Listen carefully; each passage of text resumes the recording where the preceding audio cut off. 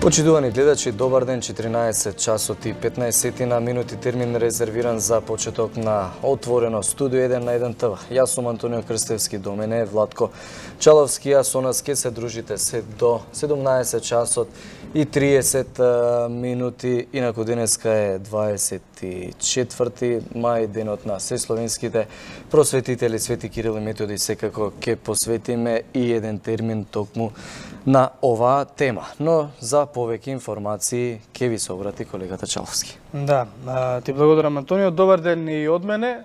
Накратко да ја видиме програмската шема за денешното отворено студио.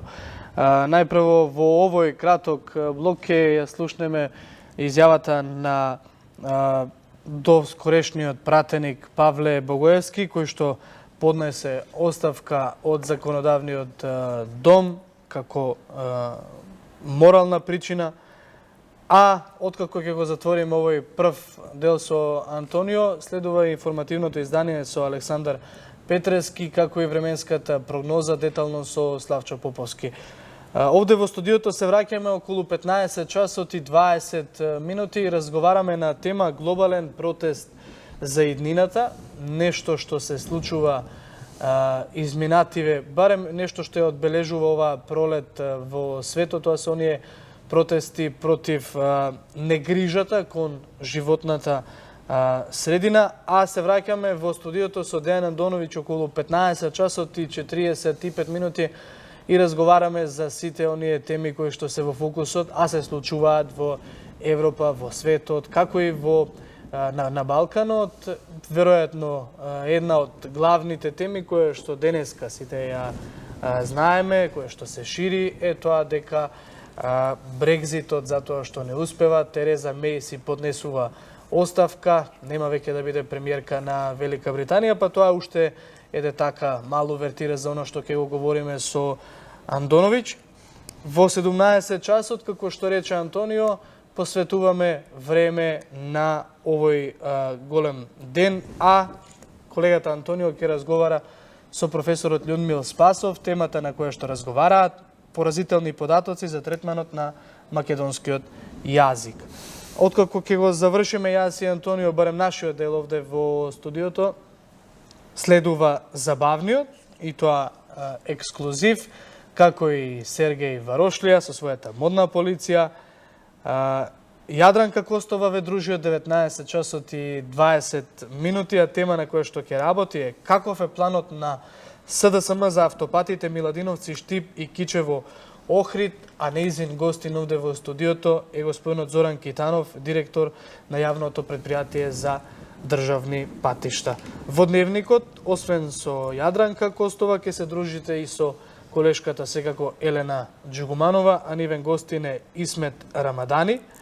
За потоа во отвореното студио Јадранка Костова да третира уште една тема која што вели загрижувачки се податоците за јавните набавки во втората половина на 2018 година. Нејзини гости ќе бидат Сабина Факиќ од Центарот за граѓански комуникации и Љупка Илиевска Самарџиска од Стопанската комора на Македонија, и од 22 часот колегата Дамјан Николовски и авторската емисија Спорт 1, негов гостин Стефче Алушовски, тренер на ракометниот клуб Еврофарм, меѓутоа еден од најпознатите македонски ракометари, ќе ги оценуваат сите оние планови за идните сезони.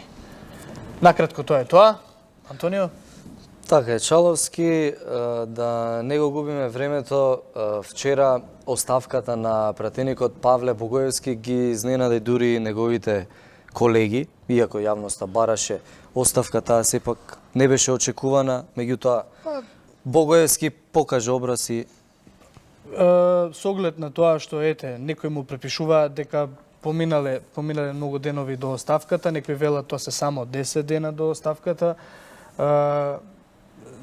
Активно општество ќе слушнеш секакво размислување, што е оправдано, што не е оправдано, меѓутоа Павле Богоевски вчера официјално се повлече од функцијата пратеник. Така, има и неколку други пратеници за кои и граѓаните и власта бара да се повлечат, меѓутоа чекаме дали некој ќе го следи потегот на Богоевски. Чомовски, на оваа тема вчера имаше неколку гости, предлагам да видиме што кажат тие. Многу брзо и многу едноставно станува, ајде да кажеме, херој во целата ситуација. Значи, мислам дека првичната реакција после снимените разговори беше сепак лош пиар, кризен пиар. Беше добро што призна дека гласот е негов и дека снимката е автентична, но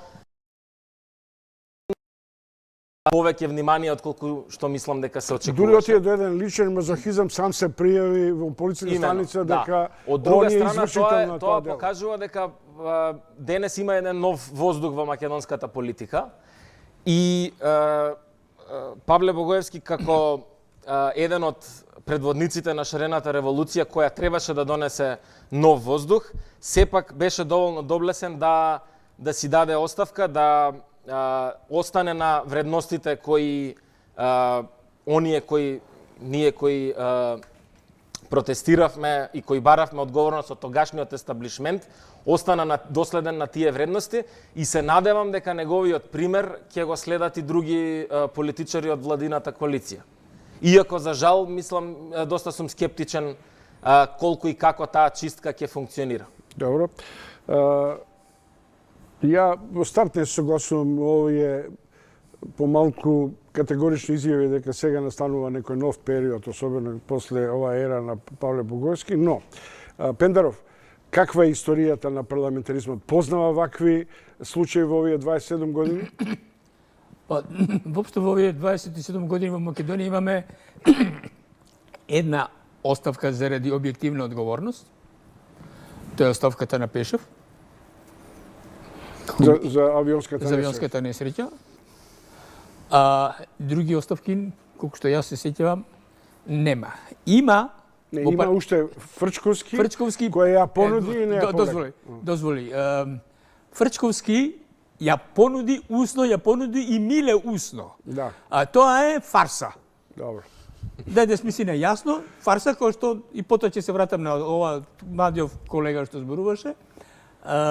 И за тоа мислам дека е фарса што го зборуваше. Не ти, него состојбата е фарса. Но да се вратиме.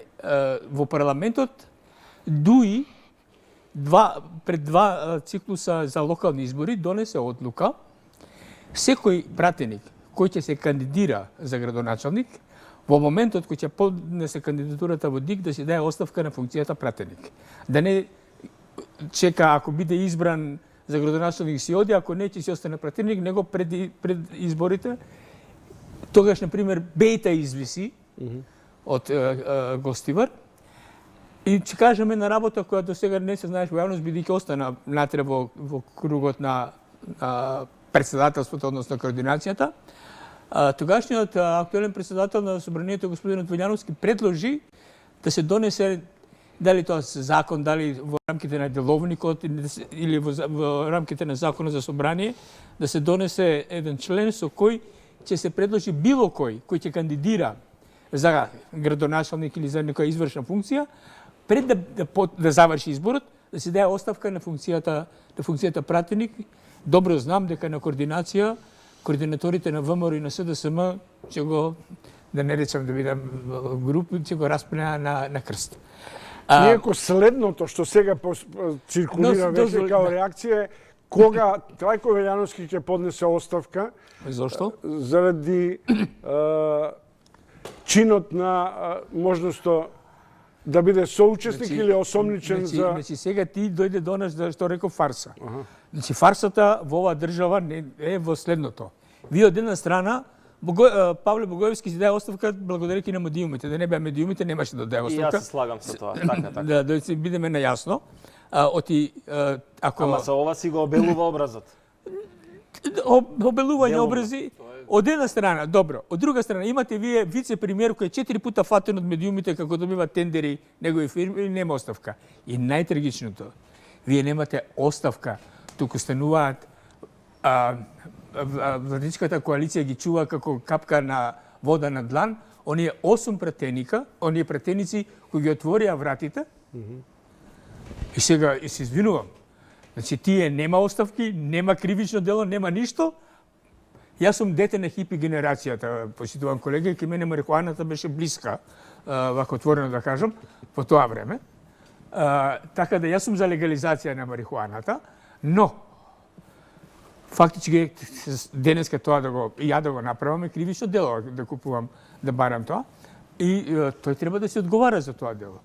Во секоја нормална држава, вие имате во Шведска министерка е фатена, платила такси со службената картица, од дома до работа со службената картица, кредитна картица платила такси 20 евра, видела после неколку дена дека платила, ги вратила, но кога ја фатија, кога доаѓа истот, се даде оставка.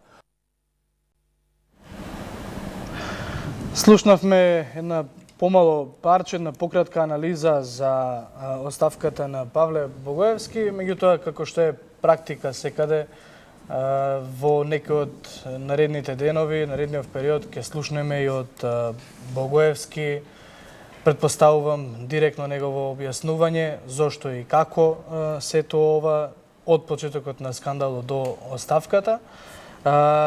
Ете една кратка увертира со овој почетен дел од студиото за она што следи денеска. Јас и Антониов да се одјавуваме, ќе следи информативното издание со Александар Петрески. Бидете со нас.